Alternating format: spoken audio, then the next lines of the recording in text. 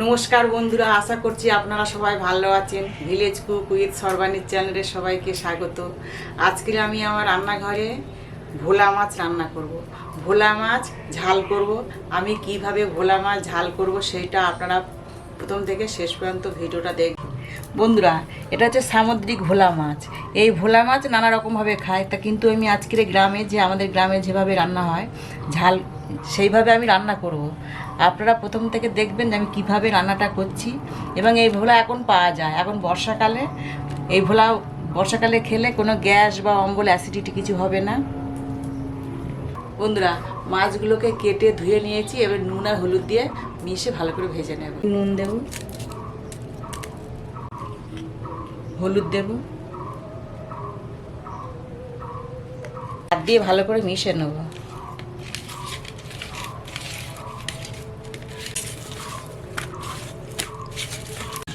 এই ভোলা মাছটা এত স্বাদ, এই মাছের ঝোল, ঝাল এবং ভাজা যেভাবেই খাও না কেন মাছটা খুব সুন্দর। মাছটা কাঁটাও কম আছে এবং খেতেও খুব সুস্বাদু, তাই আমি আজকে এটা ঝাল করব। মিশানো হয়ে গেছে, এবারে ভেজে নেব।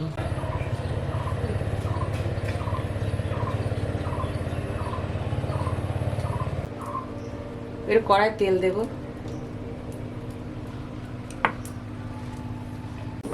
মাছগুলো এবার ভেজে নেব।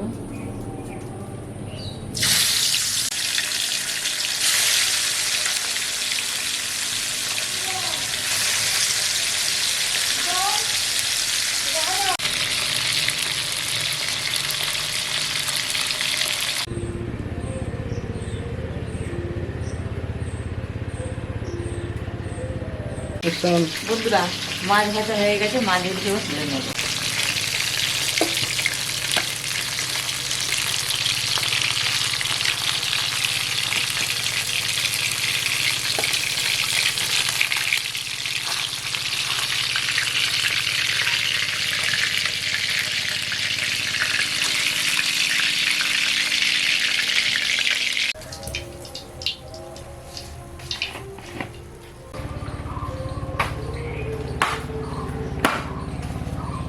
মাছ ভাজা হয়ে গেছে, এবারে মাছ ভাজার তেলে জিরে ফোড়ন দেব, পেঁয়াজ কুচি দেব,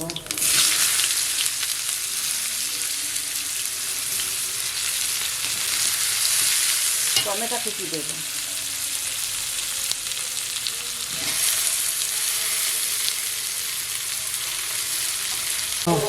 পেঁয়াজ আর টমেটো ভাজা ভাজা হয়ে এসছে। এবারে 1 চামচ রসুন দেবো, রসুন বাটা, 1 চামচ আদা বাটা, 1 চামচ কাঁচা লঙ্কা বাটা। ভালো করে মশলা ভাজা হয়ে গেছে। হলুদের গুঁড়ো দেবো, জিরের গুঁড়ো দেবো 1 চামচ, লঙ্কার গুঁড়ো দেবো 1 চামচ। মশলাটাকে ভালো করে কষে নেব। মশলাটা যাতে না পড়ে ওই জন্য একটু অল্প করে জল দেবো।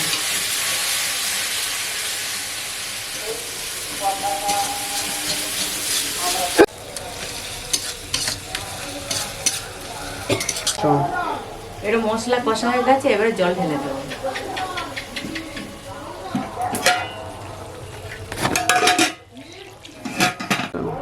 এবারে ঝোল ফুটে গেছে, এবারে ঝোলে মাছ ভাজাগুলো দিয়ে দেবো।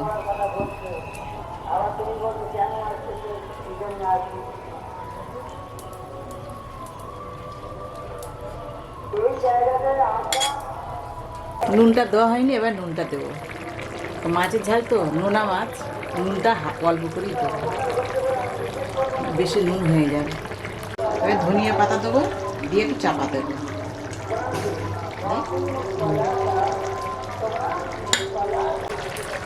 আমার ভোলা মাছের ঝাল হয়ে গেছে, এবার ঢেলে নেব।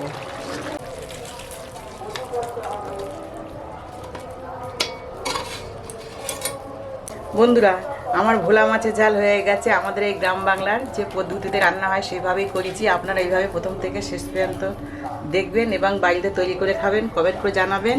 আমার চ্যানেলটাকে সাবস্ক্রাইব করে দেবেন, পাশে থাকবেন। পরের ভিডিওতে আপনাদের সঙ্গে আমার দেখা হবে।